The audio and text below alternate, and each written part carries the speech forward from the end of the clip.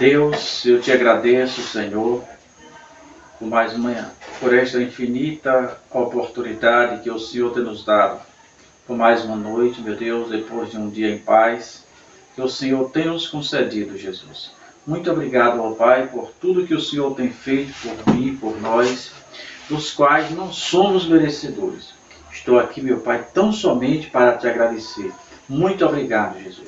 Se não fosse as suas misericórdias para comigo, para conosco, com certeza não estaremos aqui agora. Mas o Senhor, pela tua infinita graça e misericórdia, tem nos segurado de pé. Obrigado, meu Deus. Amém, Jesus. Vamos ver uma palavra pela nossa irmã Damaras.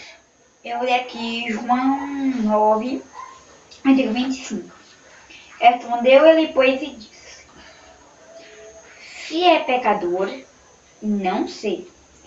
Uma coisa sei, é que, havendo eu sido cego, agora vejo. Essa é aquela história muito conhecida daquele cego de nascença que Jesus quebra todos os protocolos, cospe no chão, faz lodo com aquele cuspe que Jesus ele fez, parece até uma coisa nojenta, e coloca nos olhos daquele homem e aquele homem passa a ver. E depois os fariseus e as pessoas começaram a perseguir aquele homem, dizendo se era ele, que não era, e como era um sábado, mandaram chamar os pais daquele homem para dizer se era ele mesmo. O pai dele disse que era. Ele perguntou como é que isso aconteceu. O pai dele disse: eu não sei. Uma coisa eu sei, ele é o nosso filho, era cego. E mandaram chamar o cego. E chegaram para o cego e disseram para o cego que Jesus era um pecador. E o cego responde para ele: olha, se ele é pecador eu não sei. Uma coisa eu sei. Havendo eu sendo cego, agora vejo. Essa em muitos momentos deve ser a nossa resposta para muitas indagações que a gente entende que é maliciosa. Eu lembro que uma certa feita na cidade de Bom Jesus de Lapa, eu fui representar a empresa Estudo Projeto e Construções do Artes Limitada na cidade de Bom Jesus de Lapa. E ao sair da CEDIS, fui acompanhado pelo contador da Coelva daquela cidade, e ele me perguntou: me fale da origem de Deus. E eu entendi que era uma pergunta maliciosa e parei um pouquinho e voltei para ele e perguntei: você conhece a Bíblia? Ele fez: conheço, eu fiz um curso teológico de 3 anos. Eu disse: o que é que você descobriu? E ele começou a tapear para ele e eu disse: olha, meu amigo, para mim basta crer na existência. E essa talvez seja, precisamos ter sabedoria para dar certas respostas. E esse ex-cego, foi muito sábio em dizer para aqueles homens que eles queriam acusar Jesus de qualquer maneira: uma coisa eu sei, eu era cego e agora vejo. Essa é a nossa resposta para Jesus, para essa pessoa. Mas eu quero ler com vocês em João, no capítulo 8, e o versículo 23 a seguir, que diz: e entrando ele no barco, seus discípulos o seguiram. E eis que no mar se levantou uma grande tempestade.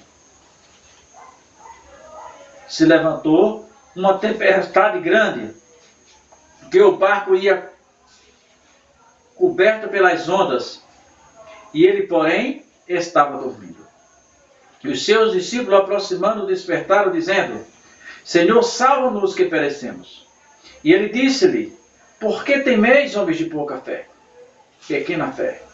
Então levantou-se, repreendeu o vento e o mar, e seguiu uma grande bonança. E aqueles homens se maravilharam, dizendo: que homem é este, que até o vento e o mar lhes obedecem? Meu amigo, meu irmão, aqui está um fato interessante. Os discípulos caminhavam com Jesus, já havia presenciado Jesus curar a sogra de Pedro, Jesus curar aquele homem, naquele paralítico do centurião, já havia visto Jesus feito grandes maravilhas. Aqueles discípulos andavam com Jesus, comiam com Jesus, dormiam com Jesus, mas não conheciam Jesus. Não conhecia Jesus. E quando Jesus repreende o vento e o mar, eles perguntam: que homem é este, que até o vento e o mar lhes obedecem? É muito parecido com a história de Jó, quando ele disse que meus olhos, que meus ouvidos ouviam, mas ele disse: mas agora os meus olhos os veem. É diferente. E para a igreja é muito bom, irmão. Até contar testemunho de outras pessoas, que coisas maravilhosas. Mas conhecer a Jesus é melhor. Você precisa ter uma experiência com Jesus. Você precisa não falar de Jesus, de ouvir falar, mas de você mesmo. Você ter essa experiência com Jesus. E às vezes Jesus prova a nossa fé. Eu lembro de algumas situações aqui mesmo nessa cidade. Já falei isso e vou continuar falando. Pregava o evangelho numa certa localidade aqui na cidade, dessa região de Dom Macedo Costa. E havia o evangelho, a casa era em frente à casa de um outro senhor, mas não tinha nada a ver com a casa dele. E a esposa dele vinha para o culto e ele não queria. E ele mandou vários recados para mim dizendo que não era para fazer o culto naquele lugar. E eu ignorei todos aqueles recados porque o culto não era na casa dele. O culto era na casa do vizinho. Ele pegava o facão, dava facãozada em boi, por mim não estava dizendo nada. E ali eu continuava fazendo aquele trabalho. Um dia, estava calçando até essa rua aqui em frente à minha casa. E eu estava de costas mexendo no calçamento, colocando um paralelepípedo no lugar, o pessoal trabalhando e eu mexendo. E eu vi só de costa. Eu estava de costa quando eu ouvi uma voz: oi, eu só ouvi esta voz. E eu disse oi e continuei de costa. E a pessoa passou, vinha por trás. Lá na frente foi, que ele estava na frente, foi que eu percebi que era o tal cidadão empurrando uma bicicleta. 8 dias depois, aproximadamente 3 ou 4 dias depois, fomos fazer o mesmo culto. E agora com várias outras pessoas. E aquela mulher, aquele cidadão se aproxima de mim chorando, perguntando se eu havia dado queixa dele. E eu me perguntei, por que eu havia dado queixa de teu marido? E ela disse, não para mim, mas para todos que estavam ali: meu marido saiu naquela sexta-feira para te matar. E segundo ele, aquele seu amigo lutou com ele. E ele ficou com medo, ele não atingiu você porque o seu amigo lutou com ele. E ele ficou com medo de você ter ido dar queixa. Na hora eu brinquei e disse, não, eu estava sozinho. E na mesma hora o Espírito Santo fez cobrar, você não estava sozinho. Aquele companheiro que lutou com aquele homem, dos quais eu não vi barulho nenhum, era o Espírito Santo de Deus. A Bíblia diz que o Espírito Santo de Deus acampa-se ao redor daqueles que eu temo. Eu preciso ter experiência própria. Aqueles homens andavam com Jesus, mas não conheciam Jesus. Precisamos conhecer esse Jesus, que nos mostra que não cai uma única folha sem a sua permissão. Tudo o que acontece na minha vida, meu irmão, e na tua vida, é permissão de Deus. É permissão de Deus. Então precisamos ter essas experiências. Precisamos saber que Cristo está conosco, para aumentar a nossa fé.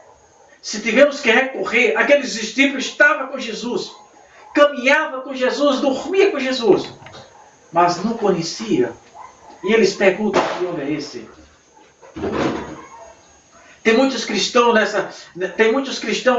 andando desse jeito. Eu lembro que por muito tempo eu dirigi a escola em uma determinada localidade onde tem uma igreja aqui, e o povo aqui é muito dado, em vez de os cristãos, qualquer coisinha do lado da igreja, corria para a porta dos vereadores. E eu disse, meu irmão, em vez de você correr para a porta do nosso irmão, que era o vereador, você corre de joelho nos pés de Jesus. Se Jesus quiser usar o tal vereador, isso é problema de Jesus. Mas você tem que usar. Dá outro exemplo, dos 3 anos atrás, ou 4 anos, eu estava passando uma situação financeira um pouco difícil, E o meu óculos quebrou. Quebrou uma lente e uma perna. Quebrou uma lente e uma perna. Então eu só fiquei só com uma lente só. E essa história aqui todos conhecem. Eu congregava na igreja ali com o pastor Moisés. E uma mulher que veio lá de fora, não sei quem é, ela não me conhece, eu também não a conhecia, e nem me interessa conhecer quem era. Ela lá de fora vira para mim, no púlpito, e diz assim: diz para este pastor que está aí atrás, que pode ir amanhã para o sanatório de Jesus, mandar fazer o óculos, porque eu já providenciei.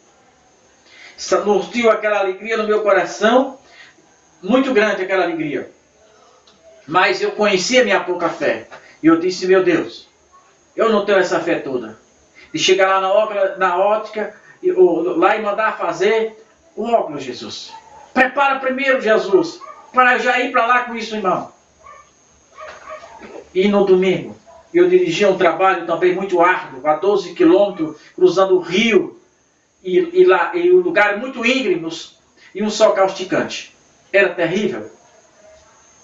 E naquele dia eu fui abastecer a moto. Quando eu cheguei no posto, tinha duas pessoas bebendo. Alguém ligado ao jogo do bicho e um vereador.